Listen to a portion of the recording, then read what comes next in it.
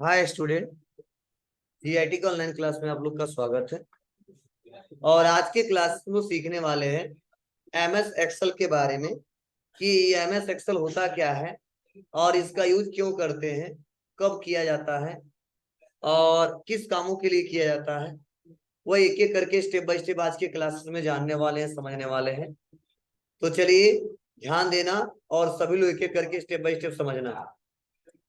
देखो, मैंने आपको एप्लीकेशन सॉफ्टवेयर में ध्यान देना। एप्लीकेशन सॉफ्टवेयर में जो हमने आपको अभी पढ़ाया है, ठीक है, वह पढ़ाया है क्या?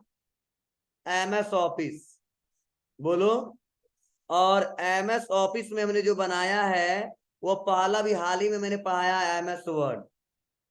इसमें किसी कोई दिक्कत नहीं। मैंने बोला था क्या कि एमएस वर्ड एक वर्ड प्रोसेसर प्रोग्राम है, ध्यान देना, जिसका इस्तेमाल करके हम क्या करते हैं, किसी डॉक्यूमेंट को क्रिएट कर ले जाते हैं, किसी बुक को तैयार कर सकते हैं, कोई क्वेश्चन पेपर बना सकते हैं, कोई फॉर्म क्रिएट कर सकते हैं, कोई सर्टिफिकेट डिजाइन कर सकते हैं, रिज्यूम, मतलब ये सारा क्या करना है, आसानी तरीके से किसके सारे बनाया जा सकता है, एमएस वर्ड के सारे। और अभी तक मैंने यही सिखाया है। लेकिन एक बात ध्यान देना, जो भी काम कर रहे थे तो किस पे कर रहे थे? पेज पे, ठीक है। लेकिन आज का जो हमारा टॉपिक है सेकेंड नंबर, वह है एमएस एक्सेल। MS Excel. अब देखो, यह एमएस एक्सेल जो है इसे बोलते हैं स्प्रेडशीट प्रोग्राम। क्या बोलते हैं जी? स्प्रेडशीट प्रोग्राम है हमारा, ध्यान देना। यह हमारा स्प्रेडशीट प्रोग्राम है, इसे स्प्रेडशीट प्रोग्राम के नाम से जानते हैं। अब स्प्रेडशीट प्रोग्राम क्यों नाम दिया गया, क्या मतलब है इसका, तो इसको समझना बहुत जरूरी है। देखो, स्प्रेडशीट का मतलब यह होता है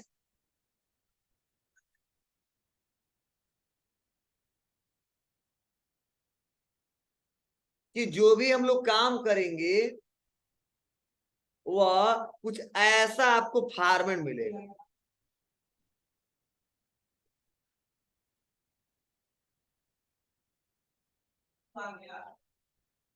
ठीक है, ऐसा, ये ऐसे आपको फॉर्मेट मिलेगा, ठीक है, जिसको यहाँ पे हम नाम दे दिए ए बी सी डी। इसके बाद क्या आता है जी? A R. 1 2 3 4, 1 2 3 4, ठीक है। अब देखो, ये क्या हो रहा है, इसे हम नाम देते हैं कॉलम। ये कॉलम है, ठीक है, कॉलम से बोलते हैं इसको। और ये हमारा क्या है? रो है। अब ध्यान समझना, ये कॉलम जो रो से जो बीच में ये खंड जो बना है बॉक्स, इसे बोलते हैं सेल। क्या बोलते हैं? सेल। तो देखो, इस पूरे एरिया को हम बोलते हैं ग्रिड। क्या बोलते हैं? ग्रिड है। अब समझने की कोशिश करना, इसे बोलते हैं ग्रिड लाइन। मतलब यह जो वर्टिकल जो दिख रहा है लाइन, इसे बोलते हैं कॉलम। जो हॉरिजॉन्टल लाइन दिख रहा है उसे बोलते हैं रो। जो बीच में जो बना है बॉक्स उसे बोलते हैं सेल। और इस पूरे को बोलते हैं ग्रिड लाइन, ठीक है। और इसे पूरे ग्रिड लाइन को हम बोलते हैं कि यह वर्कशीट है। क्या है? शीट है। और इसी वर्कशीट को स्प्रेडशीट बोला जाता है। क्या बोला जाता है? स्प्रेडशीट बोला जाता है। तो स्प्रेडशीट कुछ नया नहीं है, रो और कॉलम के कॉम्बिनेशन से सेल बनता है। उस पूरे सेल को हम बोलते हैं कि एक हमने शीट क्रिएट किया है, उसी शीट को बोलते हैं वर्कशीट पे हम काम कर रहे हैं, और वही वर्कशीट बोला जाता है स्प्रेडशीट प्रोग्राम। मतलब वर्कशीट को ही क्या बोलते हैं? स्प्रेडशीट, ठीक है। तो जैसे पेज 1, पेज 2, पेज 3, पेज 4 आ रहा था ना, वैसे आएगा शीट 1, शीट 2, शीट 3, शीट 4, और उसी शीट को बोलते हैं वर्कशीट। क्या बोलते हैं? वर्कशीट। अगर कोई पूछे वर्कशीट में क्या होता है, तो बोलना रो और कॉलम से, ठीक है, सेल बना होता है, उस पूरे सेल से ग्रिड बना होता है, उसी पूरे ग्रिड को हम बोलते हैं शीट या वर्कशीट। समझ आया? क्योंकि डाटा जो भी स्टोर होता है वो रो और कॉलम में स्टोर होता है, और उस फॉर्मेट को बोलते हैं टेबुलर फॉर्मेट। मतलब ये क्या बन गया है, टेबल बन गया है, और इसीलिए टेबुलर फॉर्मेट इसको बोलते हैं। क्या बोलते हैं जी, टेबल का फॉर्मेट क्रिएट हो गया, जिसे मैं लिखवाया हूँ। डाटा को स्टोर करने के लिए आपको टेबुलर फॉर्मेट का इस्तेमाल करना होता है, ठीक है। और सवाल यह, इतना तो हमें पता चल गया, एमएस एक्सेल को माइक्रोसॉफ्ट एक्सेल के नाम से भी जानते हैं। यह एक स्प्रेडशीट प्रोग्राम है, इसका प्रयोग करके हम डाटा को स्टोर कर सकते हैं रो और कॉलम, और जो फॉर्मेट होगा वो टेबुलर फॉर्मेट होगा। अब उसमें कोई भी डाटा क्रिएट कर सकते हैं, उसको ओपन कर सकते हैं, उसको प्रिंट कर सकते हैं, उसको एक जगह से दूसरी जगह शेयर कर सकते हैं। लेकिन बनेगा क्या, यह जरूरी है जानना।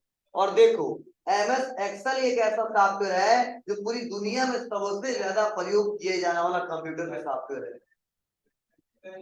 मतलब सबसे ज्यादा, केवल भारत में नहीं, ठीक है, जितने कंट्री है सबसे ज्यादा एमएस एक्सेल का ही प्रयोग किया जाता है। इसको हल्के मत लेना, बहुत ही ज्यादा उपयोगी है, ठीक है। कहीं भी जाओगे जॉब के लिए तो कुछ पूछे या ना पूछे, इतना तो पूछेगा एमएस एक्सेल चलाना आता है कि नहीं आता है, क्योंकि मैक्सिमम जो डाटा स्टोर होते हैं, ठीक है, वो एमएस एक्सेल के सारे डाटा स्टोर होते हैं। इसीलिए एमएस एक्सेल को समझना बहुत जरूरी है, और इसमें रेगुलर भी आना बहुत जरूरी है। अगर रेगुलर नहीं आएंगे और आप थोड़ा सा दिमाग नहीं लगाएंगे इसमें, तब तक कुछ होने वाला नहीं। क्योंकि मैं अभी तक क्या कर रहा था, बस आपको बता दे रहा था और आप देख ले रहे थे, जाके कर ले रहे थे।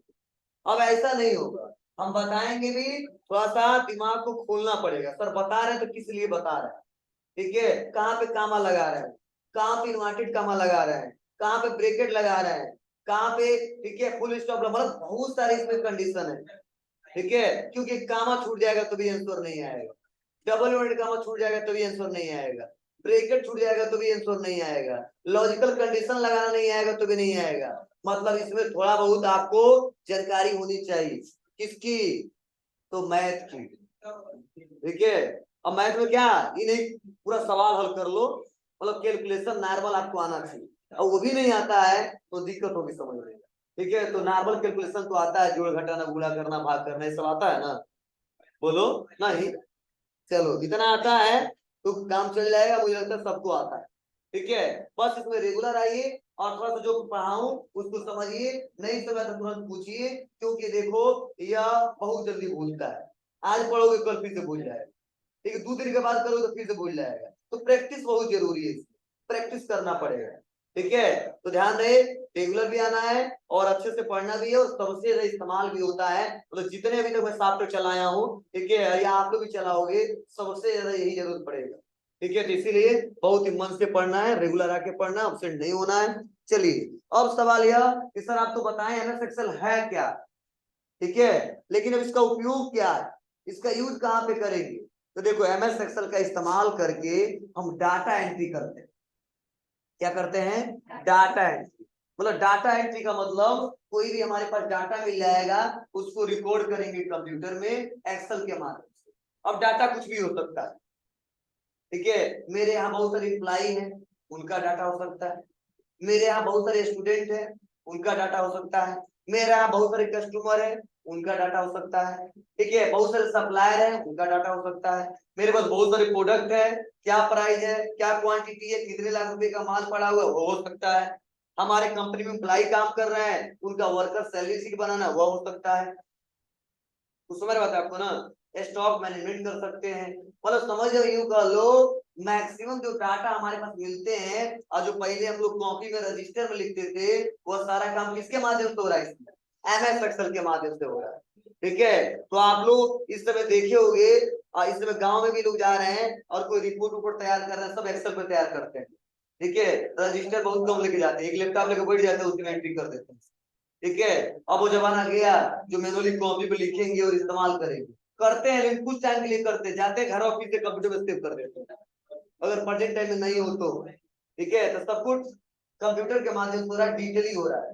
तो इसमें क्यों ऐसा होता है, क्योंकि देखो, सबसे ज्यादा डाटा इसी सॉफ्टवेयर में रिकॉर्ड किया जा सकता है। मतलब इतनी इसकी क्षमता है कि एक सीट पे 10 लाख लोगों का डाटा बना सकते हैं।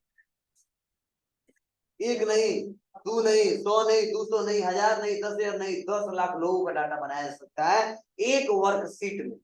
अब आप बताओ, वैसे वर्कशीट 256 ओपन कर सकते।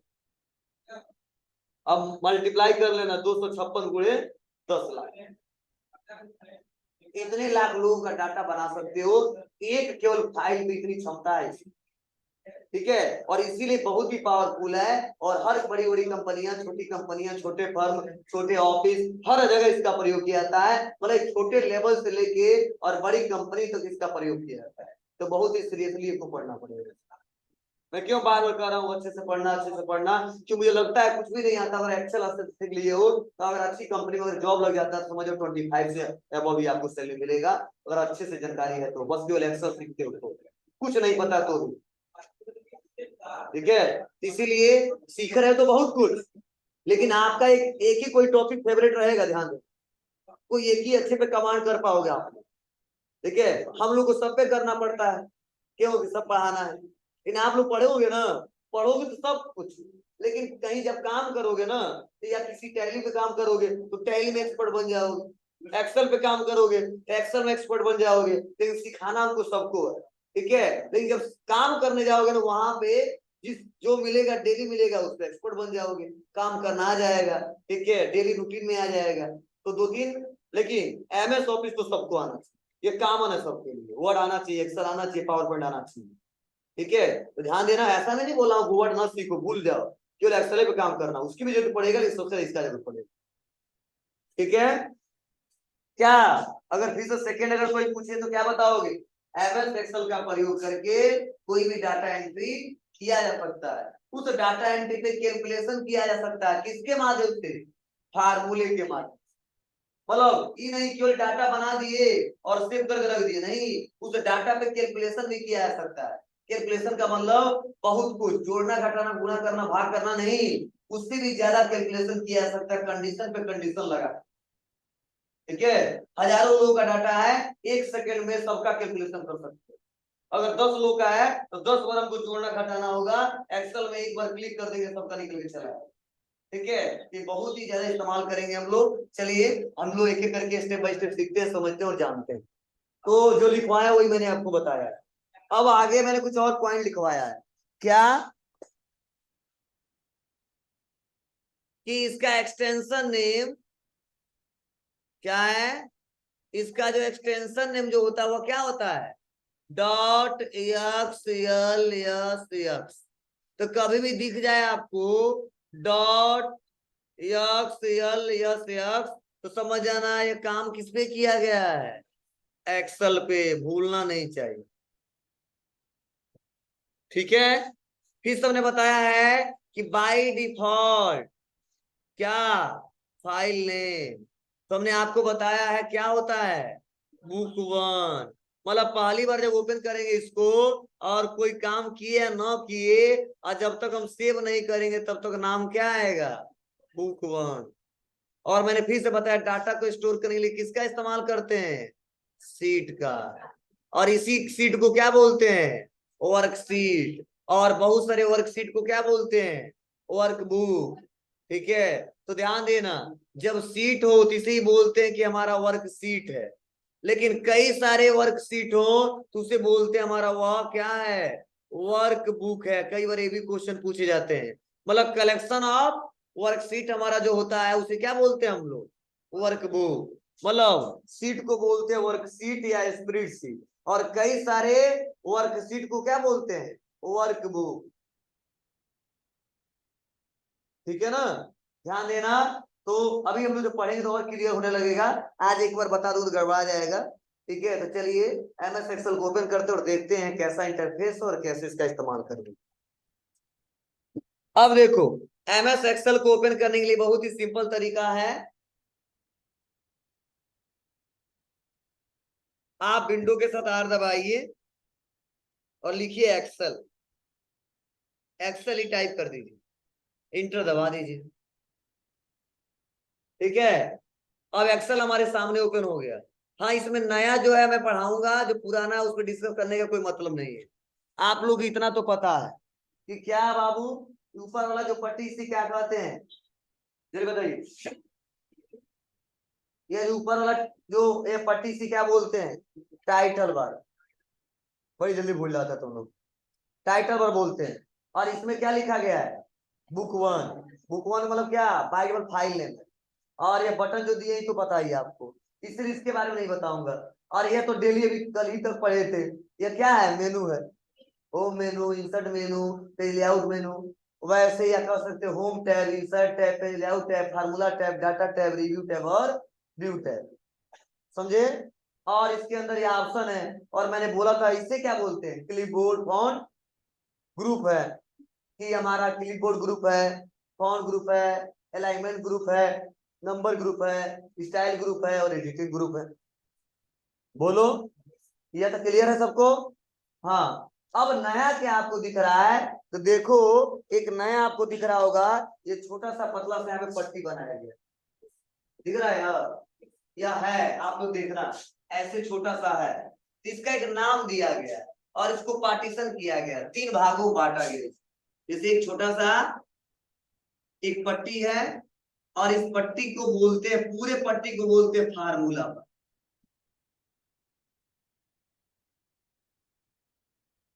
क्या बोलते हैं, फार्मूला। अब समझना, इसको भी पार्टीशन किया गया, फर्स्ट सेकेंड थर्ड। तो फर्स्ट में जो लिखा है A1, क्या लिखा है A1। और सेकेंड वाले में क्या लिखा गया है FX। और भी कुछ है, और थर्ड वाले में ब्लैंक है, खाली है। तो जो A1 लिखा है ना, इसे एक नाम दिया गया। क्या नाम दिया गया है,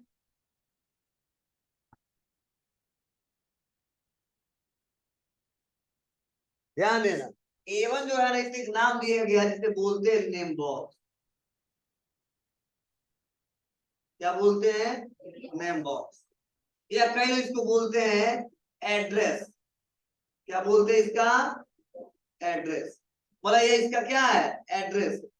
ठीक है। और उसके बाद से जो लिखा है फैक्ट, इसको भी एक नाम दिया गया। क्या नाम दिया गया है, इसे बोलते हैं इंसर्ट फंक्शन। क्या बोलते हैं, इंसर्ट फंक्शन। इसे इंसर्ट फंक्शन के नाम से जानते हैं। ठीक है। और यह जो पूरा एरिया है खाली जो दिख रहा है, इसको फिर से बोलते हैं फार्मूला। क्या बोलते हैं, फार्मूला। मतलब केवल फार्मूला बोलेंगे, पूरे को बार बोलेंगे। ठीक है। अब यह होता क्या, इसको समझना बहुत जरूरी है।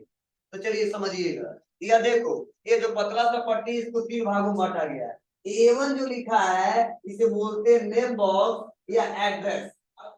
ठीक है। और FX लिखा इसे बोलते हैं इंसर्ट फंक्शन। और जो ये बगल में इसे बोलते हैं फार्मूला। ठीक है। क्या बोलते हैं, फार्मूला। अब समझने की कोशिश करना है क्या, और क्यों हम इसको बताना चाहते हैं। A1 का मतलब है A1। ए मतलब ये बताता है कॉलम। क्या है, कॉलम है। सब मातरूम जो हम लेके आ रहे हैं।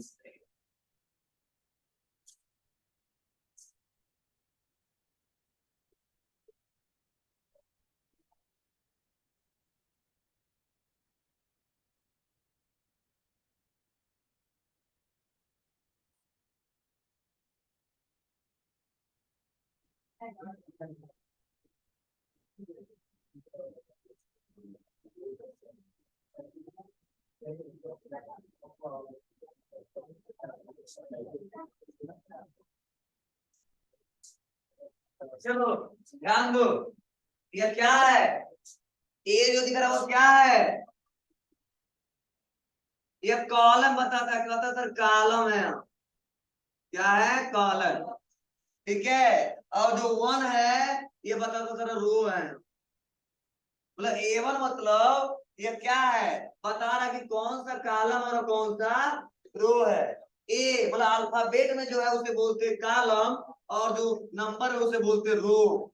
और ये लिखा जो A1, इसका मतलब यही है कि ये सेल का एड्रेस बता रहा है कि आप किस सेल में काम कर रहे हैं। समझे ना। जैसे देखो छोटे छोटे सेल बहुत है ना, तो जिस सेल में क्लिक करोगे नेम बॉक्स में वही दिखाई देगा। अगर हम सी में क्लिक करते हैं और 5 रो में क्लिक करते हैं तो दिखाएगा C5। अगर हम यम में क्लिक करते हैं और 10वें में तो लिखेगा M10। तो इंडिकेट करके बताएंगे यम क्या है, कॉलम। मतलब किस कॉलम में काम कर रहे हैं, यम वाले। किस रो में काम कर रहे हैं, 10वें वाले। तो अगर कोई क्वेश्चन पूछ दे सेल का एड्रेस किससे पता चलता है, तो क्या जवाब देंगे? Name box. तुम्हारा चलिए, उसके बाद से लिखा है फैक्ट। मतलब एफएक्स एक ऐसा ऑप्शन है जिसके सारे फार्मूले को होते हैं। बोला आपके जितने फार्मूले होते हैं ना, वह सारे उसको इसी से होते हैं। मतलब जितने फार्मूले लगाएंगे ना, सब यही पे रखा गया, एक बॉक्स बना के सारे फार्मूले होते हैं। अब चाहे सम हो गया, चाहे मैक्स हो गया, चाहे मीन हो गया, आगे पढ़ाऊंगा, तो इतना समझना है फार्मूला शो कराता है। कैसा फार्मूला शो कराता है? तो जितने आपके एक्सेल में टोटल फार्मूले शो कर रहे हैं। और अगला है फार्मूला बार। तो ये फार्मूला बार क्या करता है? जिस सेल में हम रहते हैं और उस सेल में जो कुछ टाइप करते हैं, क्या करते हैं? टाइप करते हैं, वो दिखाता है कि ए टाइप की हो, कि बी टाइप की हो, कि सी टाइप की, या आप इक्वल किए हो, कोई फार्मूला लगाए हो, क्या क्या किए हो, सब शो करता है। कौन? फार्मूला। ठीक है। और पूरे एरिया को क्या बोलते हैं? फार्मूला। ये क्यों बता रहा हूं? क्योंकि क्वेश्चन भी पूछे जाते हैं और बार बार काम करते हो जरूरत पड़े, तो आज के बाद से ध्यान देना। पूरे एरिया को बोलते हैं फार्मूला बार। ठीक है। जो फर्स्ट पार्टीशन से बोलते हैं नेम बॉक्स या एड्रेस बार। एफएक्स को बोलते हैं इंसर्ट फंक्शन, और उसको बोलते हैं केवल फार्मूला।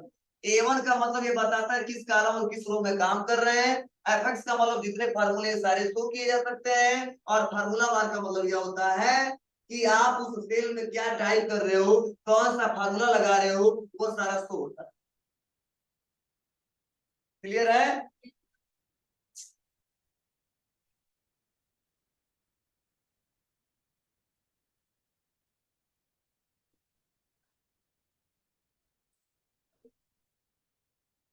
अब देखिए, मैं करके दिखाता हूं आपको। ये केवल वैसे मत बता नहीं दिया, ये थ्योरेटिकल के नहीं है, केवल प्रैक्टिकल भी करके दिखाना है। तो देखो, मैं आता हूं यहाँ पे, डी में हूं, तो देखो D8 बता रहा है। देखो ऊपर D8 दिखा है नेम बॉक्स। देखो मैं आ जाता हूँ यहाँ पे के में, K1, कॉलम नंबर के, और वो नंबर 1। चलो, यह है फैक्ट। तो जितने फार्मूले सबका लाइब्रेरी है, समझ सारे फार्मूले यही से शो होते हैं। देखो सारा फार्मूला इसी में शो होता है। तो कैसे यूज करें हम आगे बताएंगे। और इसके बाद ये जो है, अभी कुछ दिख रहा है इसमें नहीं दे रहा फार्मूला बार में, लेकिन देखो किसी स्केल में कुछ लिखते हैं तो वहां पे भी शो होगा, और इस स्केल में भी शो होगा।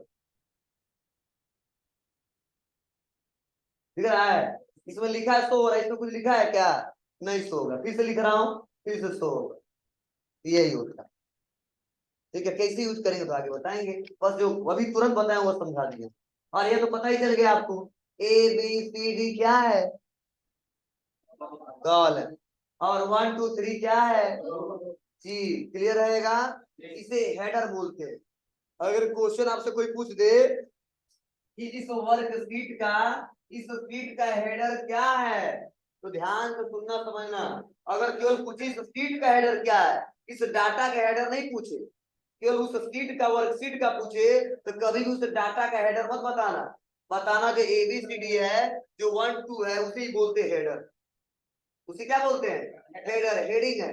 जब वो पूछे नहीं, वो नहीं पूछ रहा हूं इस हेडिंग में हेडर क्या है, तो आप तो लिखा रहेगा, हेडिंग दिया रहेगा, तो देख के बता ही दोगे। अगर वैसे पूछ दे केवल हेडर बताओ, तो कभी मत जवाब देना कि जो डाटा बनाए हो वही हेडर है। नहीं, कोई पूछो वर्कशीट का हेडर क्या है, तो बताना हमेशा रो और कॉलम को हेडर बोलते हैं। तो बोलते हैं कि यही बताता है किस कॉलम और किस रो में काम कर रहा है। क्लियर है? चलो, और देखो ये सीट ओपन हुआ है ना, seat 1, seat 2, seat 3, seat 4, 5, plus पे ला दोगे 6, फिर से +7, फिर से +8, ऐसे आप लोग बहुत सारा सीट ला सकते हैं। ठीक है। तो जैसा जैसा जरूरत पड़ेगा हम लोग क्या करेंगे, इस पे काम करेंगे। ठीक है। हाँ, एक बात और, इसमें रो और कॉलम की संख्या भी होती है। क्या होता है? रो और कॉलम का संख्या भी होता है। ये आपको बहुत ही जरूरी है जानना, क्या होता है। चलिए जानते हैं। अगर कभी क्वेश्चन पूछ दे कॉलम का संख्या, किसका?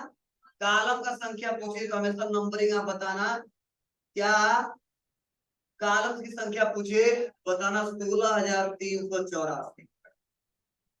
और अगर रो का संख्या पूछे तो 10,48,576। इतने हम लोग डाटा बना सकते।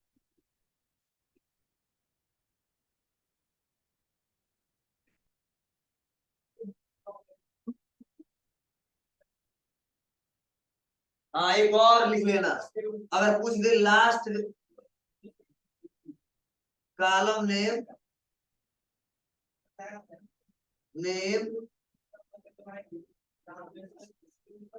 तो उसे बताना यक्स से अवधि।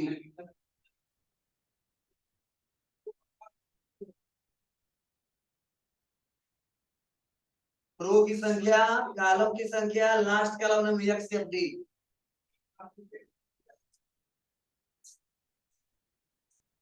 हाँ, ये भी लिखना है इसके साथ साथ। हाँ, इस सीट को, जो सीट हमारा है, इसको जो जूम किया जा सकता है, जो जूम, वो मिनिमम जो कर पाएंगे, मिनिमम वो कर पाएंगे कितना, 10%। कितना, 10%, ध्यान देना। और मैक्सिमम जो कर पाएंगे कितना, मैक्सिमम वो कर पाएंगे 400%।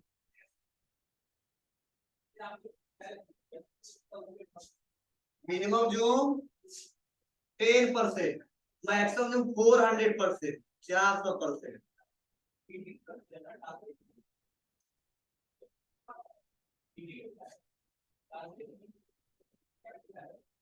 ठीक है, उसमें 500 था, इसमें हाल ही जो पढ़ाया हो जाएगा। चलो, अब काम कैसे करेंगे वो अगले क्लास में समझेंगे। हम आपको दिखा भी दे रहे हैं कि रियल में लास्ट कॉलम एक से अवधि होता है कि नहीं, रियल में रो की संख्या इतनी है कि नहीं, कॉलम की संख्या इतनी है कि नहीं। तो चलिए इसको हम करके दिखाते हैं। वहां तक डाटा कोई बनाता नहीं है, लेकिन फिर भी सीख लो। ध्यान दो, हम फर्स्ट वाले सेल में हैं, तो बता रहा है A1। हाँ, एक क्वेश्चन यहाँ पे और पूछा जाता है, एक्सेल में सेल का फर्स्ट एड्रेस क्या होता है, MS एक्सेल में सेल का फर्स्ट एड्रेस क्या होता है, A1। जवाब हमेशा देना, ये क्वेश्चन सबसे पूछा जाता है। ठीक है, A1। अब कोई पूछे A1 का क्या मतलब है, तो बताते रहना। हाँ, वही पढ़ा नहीं है। चलिए, अब हम सबसे लास्ट वाले में जाएं तो लास्ट कॉलम लिखवाएं यक्स से डी। तो देखो, कंट्रोल के साथ अगर राइट एरो दबाऊंगा, कौन सा एरो, राइट एरो, तो मैं चला जाऊंगा लास्ट वाले कॉलम पे। देखो लिखा है यक्स से डी। अब कोई कैसे गया होगा, तो ए से जे, फिर से ए बी, ए सी, ऐसे फिर से ऊपर गया होगा, फिर से ए बी, ए सी, ऐसे आगे बढ़ते यक्स से डी तक गया। ठीक है, इतना हेडिंग हम देते नहीं है, बहुत देंगे, 10 को 15 को देंगे। ठीक है, क्योंकि डाटा प्रिंटे नहीं होगा एक पेज पे, उतना बड़ा हेडिंग देने का कोई मतलब ही नहीं है। फिर से आना है फर्स्ट वाले पे, तो कंट्रोल प्लस लेफ्ट एरो, समाया। अब चलिए सबसे लास्ट वाले रो में जाना है। तो ऐसा कभी लोग 10 लाख लोगों का डाटा बनाते नहीं है, ज्यादा हो जाता है दूसरे सीट पे चले जाते हैं, तो कंट्रोल के साथ डाउन एरो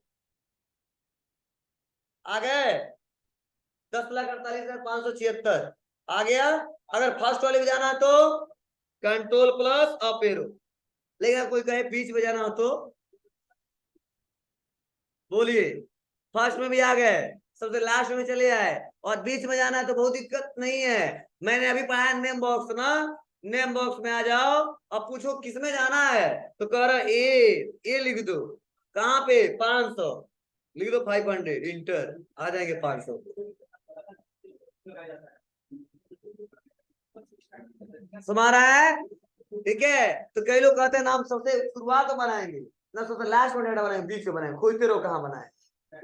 बहुत हो गया तो हमारा फाइल डिलीट कर दोगे, डाटा नहीं देख पाओगे। ठीक है, कि नॉर्मली हम जानते हैं कहाँ बीच में बनाए हैं, ये तुरंत पता चल जाएगा। ठीक है, अगर मैं डाटा बना के 500 से नंबर में स्टार्ट कर देता और 600 से लिखता, तो जानते हैं क्या कि सर जी स्टार्ट किए होंगे 500 से स्टार्ट किए होंगे, 600 में खत्म कर दिए होंगे। हाँ, यही है। तो अब नीचे आओ, इतना जल्दी नहीं आएगा। देखो, अगर तुम सोच नीचे करके देख ले तो टाइम लगेगा। देखो नीचे कैसे करोगे, इसे नीचे करो ना।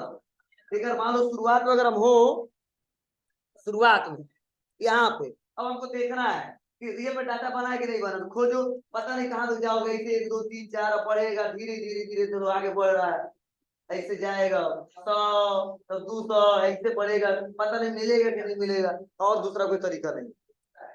ठीक है, तू डाटा छुपाने का एक तरीका बता दी, ठीक है, लेकिन ऐसा जल्दी करते रहिए लोग, वहां पे करते हैं जहाँ पे डाटा बार बार हमारा डिलीट हो जाता है, लोग देख लेते हैं, एडिट कर देते हैं, तो वहां पे करेंगे। इसमें यहाँ तक किसी कोई दिक्कत? चलिए बहुत कुछ सीखने वाले हैं इसमें, लगभग 1 महीना 15 दिन चलेगा एक्सेल।